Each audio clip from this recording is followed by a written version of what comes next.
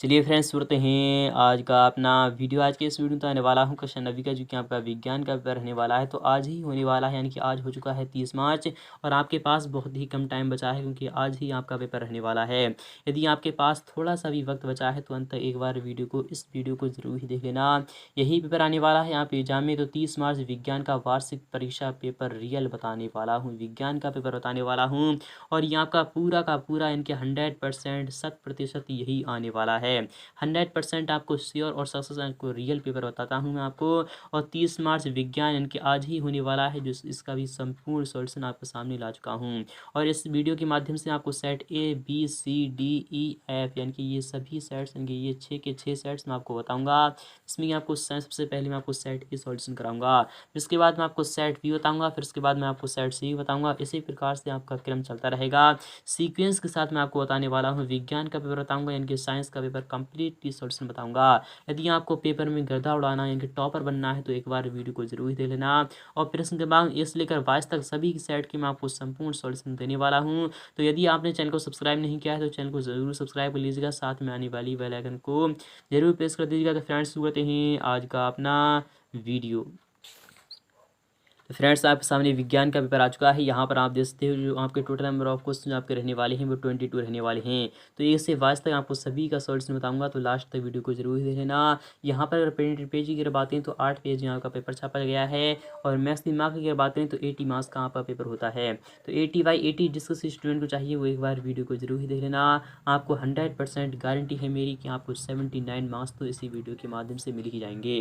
तो लास्ट तक वीडियो को जरूर देख लेना। तो फाइनली शुरू करते हैं आज का अपना वीडियो। तो फ्रेंड्स, आपके सामने निर्देश आ चुके हैं, उसे भी पढ़ना जरूरी होता है, क्योंकि आप जब निर्देश पढ़ते हो तभी आपको समझ में आता है कि कौन सा क्वेश्चन आखिर क्या कहना चाहता है। तो यहाँ पर पहला वाला निर्देश कर रहा है कि प्रश्न क्रमांक 1 से लेकर 4 तक आपको वस्तुनिष्ठ प्रश्न है, जिसमें कि प्रत्येक प्रश्न के लिए आपको 1 × 5 इक्वल आपके 5 अंक निर्धारित किए गए हैं।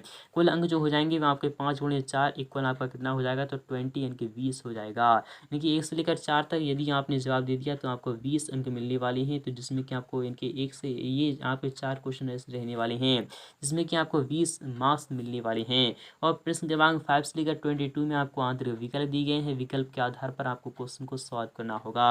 और थर्ड वाला कह रहा है कि प्रत्येक प्रश्न के लिए आवंटित अंक जो होंगे वो उनके सम्मुख अंकित होंगे। क्वेश्चन कितने अंक का होगा आपके सामने राइट हैंड साइड में इस प्रकार से यहाँ पर लिख दिया जाएगा। सभी प्रश्न अनिवार्य हैं, ऑल क्वेश्चन आर कंपल्सरी। आपको जितने भी क्वेश्चन दिए जाएंगे आपको सभी को सॉल्यूशन करना होगा। और प्रश्न क्रमांक 5 से लेकर 9 तक आपको प्रत्येक प्रश्न का उत्तर आपको लगभग 30 शब्दों के अंतर्गत देना होगा। और प्रश्न क्रमांक 10 से लेकर 14 तक आपको प्रत्येक प्रश्न का उत्तर लगभग आपको 75 शब्दों के अंतर्गत देना होगा। इसी प्रकार प्रश्न क्रमांक 15 से लेकर 19 तक आपको प्रत्येक प्रश्न का उत्तर लगभग आपको 120 शब्दों के अंतर्गत देना होगा। और प्रश्न क्रमांक 20 से लेकर 22 में आपको प्रत्येक प्रश्न का उत्तर आपको 150 शब्दों के अंतर्गत देना होगा। और जहाँ पर आवश्यक हो वहाँ पर आपको स्वच्छ व नामांकित चित्र भी बनाना होगा। तो जितने भी क्वेश्चंस मैं आपको बताने वाला हूँ वो सभी आपके एग्जाम के लिए वेरी वेरी मोस्ट इंपोर्टेंट रहने वाले हैं। यदि आपको 79/80 यानी कि 100% स्कोर करना है वो एक बार वीडियो को जरूर ही देख लेना। 80 के 80 मार्क्स में आपको क्लियर कराने वाला हूँ। तो आपका पहला वाला क्वेश्चन जो होगा वो इस प्रकार से रहने वाला। तो फ्रेंड्स, AMRP डिजिटल पेश करते हैं गिरो a girl scholarship program. MP board, CBSE board, CG board और UP बोर्ड के स्टूडेंट्स के लिए कक्षा 9वीं से 12वीं तक के सभी छात्र और छात्राएं कर सकते हैं आवेदन। ऑनलाइन टेस्ट के आधार पर होगा सिलेक्शन। ऑनलाइन टेस्ट में पूछे जाएंगे जनरल नॉलेज और सब्जेक्टिव क्वेश्चन। टेस्ट पास करें और अपने पढ़ाई के लिए पाइए 5000 रुपये की स्कॉलरशिप। स्कॉलरशिप फॉर्म का लिंक डिस्क्रिप्शन में है, फॉर्म को भरकर सबमिट करें। आपके सामने आ चुका है पहला वाला क्वेश्चन, इस प्रकार से आपका रहने वाला है। आप एग्जाम में यहाँ पर कह रहा है सही विकल्प आपको चुनकर लिखना होगा।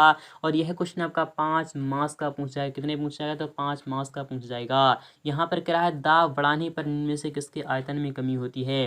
क्या ठोस के आयतन में कमी होती है, तो नहीं, क्योंकि ठोस का आकार निश्चित और इनके आयतन भी निश्चित होता है, इसलिए ठोस के आकार में कभी भी इनकी क्या नहीं होती है, तो क्या नहीं होती है, तो दाब बढ़ाने पर ठोस के आकार में, इन ठोस के आयतन में और ना ही आयतन में और ना ही आकार में किसी में भी परिवर्तन नहीं आता है। और ना ही द्रव में तो आता है, बट इसके आयतन में कभी कमी नहीं होती है। तो आपके किसके होती है, तो गैस में होती है। किस में होती है, तो गैस में होती है। आपको सिंपली यहाँ पर पता होना चाहिए। तो जो आपका आंसर हो जाएगा वो गैस हो जाएगा। क्या हो जाएगा, तो गैस आ जाएगा आपका आंसर। नेक्स्ट बात है कि विस्थापन में परिवर्तन की दर कहलाती है क्या? चाल कहलाती है? तो बिल्कुल नहीं। क्या आपका वेग कहलाती है? तो हाँ, तो आपका क्या आ जाएगा? तो आपको सिंपली यहाँ पर पता होगा v इक्वल आपका क्या होता है, तो आपको सिंपली यहाँ पर पता होगा कि ds क्या होता है, तो ds/t होता है। क्या होता है? तो आपको सिंपली यहाँ पर पता होना चाहिए कि यानी विस्थापन में परिवर्तन की दर को हम क्या कहते हैं, s/t जो होता है उससे हम क्या कहते हैं, तो वेग कहते हैं। आपका जो आंसर हो जाएगा तो v इक्वल आपका s/t होता है, तो वेग आपका आंसर रहने वाला है। और यहाँ पर बात है कि विटामिन सी की कमी से होने वाला रोग कौन सा है? स्कर्वी है, रतौंधी है, रिकेट्स है या फिर वेरी है? तो हम जानते हैं स्कर्वी जो रोग होता है वो आपका विटामिन सी की कमी से होता है। रिकेट्स जो होता है जो कि आपका कुत्ते के काटने से होता है उसे हम क्या कहते हैं, तो आपको पता होगा रिकेट्स होता है तो आपका विटामिन डी की कमी से होता है। रतौंधी किससे होता है? तो रतौंधी आपका विटामिन ए की कमी से होता है। वेरी आपका विटामिन B1 की कमी से होता है। फिलहाल कि आपका बी अगर याद रखोगे तो वो भी चल जाएगा। और वायरस से होने वाला रोग कौन सा है? कि कालाजार है? तो नहीं। क्या हैजा है? तो नहीं। क्या पर डेंगू बुखार है? तो हाँ, ऑप्शन में आपका थर्ड वाला यहाँ पर बिल्कुल ही राइट होने वाला है। डेंगू बुखार एक ऐसा बुखार है जो कि वायरस से फैलता है। यहाँ पर पांचवें क्वेश्चन की बात करें, शक्ति का ऐसी मात्रक क्या होता है? इस पद्धति में क्या मात्रक होता है शक्ति का? तो आपको सिंपली बताना होगा। क्या जूल होता है? तो नहीं। कार्य का मात्रक जूल होता है। किसका होता है? तो कार्य का मात्रक जूल होता है, ये भी आपको पता होना चाहिए। वॉट किसका होता है? तो शक्ति का मात्रक वॉट होता है, इसलिए आपका विकल्प यहाँ पर बी वाला राइट हो जाएगा। मीटर किसका होता है? तो लेंथ यानी कि लंबाई क्या होता है, आपको ये भी पता होना चाहिए। और यहाँ पर बात है नेक्स्ट वाली ऑप्शन की, यहाँ पर कह रहा है वोल्ट, तो वोल्ट जो होता है तो आपका पोटेंशियल या फिर आपका किसका होता है, तो वोल्ट मीटर का होता है। मैं आपको ये बताते हैं जो वोल्ट किसका मात्रक होता है, तो आपका विभवांतर का होता है और आपका किसका होता है, विभव का होता है। ये सभी आपको पता होना चाहिए। और यहाँ पर बात नेक्स्ट वाले क्वेश्चन की वो इस प्रकार से आपके एग्जाम में आएगा। सही विकल्प आपको चुनकर लिखना होगा और यह क्वेश्चन भी आपका 5 मार्क्स देने वाला है। पहला क्वेश्चन है कि विलयन एक डैश मिश्रण है, तो आपको पता होगा कि विलयन एक जो मिश्रण है तो आपका समांगी मिश्रण है। क्या है? तो आपको सिंपली हमारा पता होना चाहिए कि समांगी मिश्रण है, तो आपका जो आंसर हो जाएगा वो क्या आ जाएगा, तो समांगी मिश्रण आ जाएगा। और यहाँ पर बात है कि वैश्विक ऊष्मीकरण के लिए उत्तरदायी गैस कौन सी है, तो आपको पता होगा कार्बन डाइऑक्साइड है, यानी कि आपको क्या है, तो CO2 है। तो आपको सिंपली यहाँ पर CO2 यानी कार्बन डाइऑक्साइड याद रख लेना है। ओजोन परत में क्षय के लिए मुख्य कार्य यौगिक कौन सा है, तो आपको सिंपली यहाँ पर पता होगा क्लोरोफ्लोरोकार्बन है, तो आपको सिंपली यहाँ पर आंसर हो जाएगा क्लोरोफ्लोरोकार्बन। पौधों की जड़ें मृदा अपरदन क्या करती हैं, तो रोकती हैं। आपको सिंपली यहाँ पर क्या लिखा देना है, तो रोकती हैं, वही आपका आंसर रहने वाला है।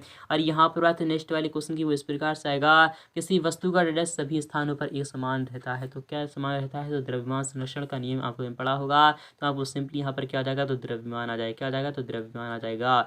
बट क्या होता है, यानी भार तो चेंज होता है बट आपका द्रव्यमान कभी भी चेंज नहीं होता है। और यहाँ पर बात नेक्स्ट वाले क्वेश्चन की, यहाँ पर करा है सही जोड़ी बनाइए मैच द कॉलम, आपको मिलान करना होगा। यह क्वेश्चन भी आपका 5 मार्क्स का पूछ जाएगा।